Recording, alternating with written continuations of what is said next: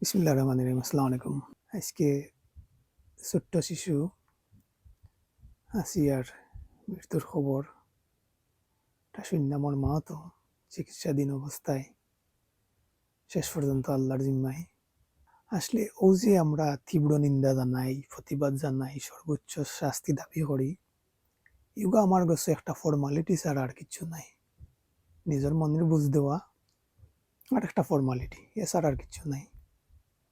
ও পর্যন্ত যত দর্শন হয়েছে হন হয়েছে, আমরা তীব্র নিন্দা প্রতিবাদ সর্বোচ্চ শাস্তি দাবি করছি, আমরা কি পাইছি? না। আমি আমার সিলেটের কথা কই, আমরা যে রাজন হত্যা ঘাতক কামরুল জেলো, রায়হান হত্যা ঘাতক এসআই আকবর জেলো, আমরা আলোচিত এমসি কলেজের যে দর্শনের ঘটনা, নিকট অতীতে যে আমরা খানাইঘাটের মুনতাহা, প্রতিটি ঘটনা একবারে ক্লিয়ার সপ্তাহ। এগুলা যদি দ্রুত আইনে বিচার হইতো, এমনকি কার্যকর হইতো মৃত্যুদণ্ড, তখন আজকে যারা দর্শন করইন, দর্শন করার লাগি খার হইন, এরা তো যখন দেখলাম যে দর্শন করলেও মৃত্যুদণ্ড দ্রুত বিচার আইনে আর দ্রুত কার্যকর, তখন এরার দিল গুর্দা আটকে উঠল নে, এরার যে সাহস আসিল না, একটা কমে আইল নে, নিজের জানার লাগি মায়া বড় আছে। বাট ওই না তো, এরার এখানে যে সরকারিভাবে খাবার ছিল তারাও জানে। আচ্ছা, ও যে আমরা বিচারপতি এবং সাইদির ব্যাপারটাও এসছে। দেখুন, আবার আজকে আমরা সাইদির প্রসঙ্গটা আলাপ না করি। আচ্ছা, যাই হোক, আমি সাইদিকে ফাঁসি দিয়েছিলাম, শুধু এইটুকুই বলি। খুব প্রাউডলি হয়েছে সাইদি সাহেব রে ফাঁসির রায় দিছি।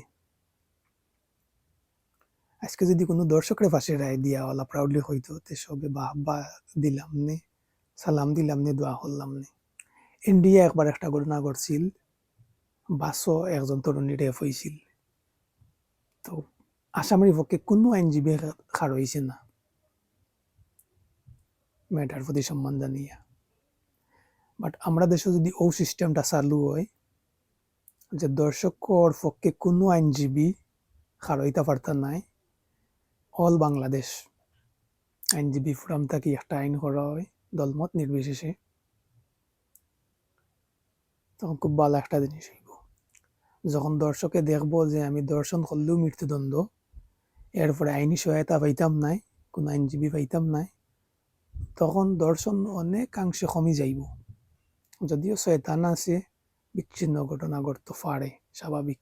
যে পরিবার মেয়েটা হারাইছে তারা কতখান কষ্টে আছে তারা জানে, যে হারাইছে তারা জানে হারানোর বেদনা। আর আমরা কয়দিন চিল্লি হইরা আবার নর্মাল হয়ে যাবো, আর আবার নতুন কোনো ইস্যু আইব, উঠালিয়ে মাতামাতি করব। সর্বোপরি আইনের শাসন প্রতিষ্ঠা হোক, বিচার বিভাগ স্বাধীনভাবে কাজ করুক, দেশ শান্তি থাকুক। বিচার বিভাগ স্বাধীন থাকলে প্রতিটা বিচার সুষ্ঠু হইব, আমার বিশ্বাস।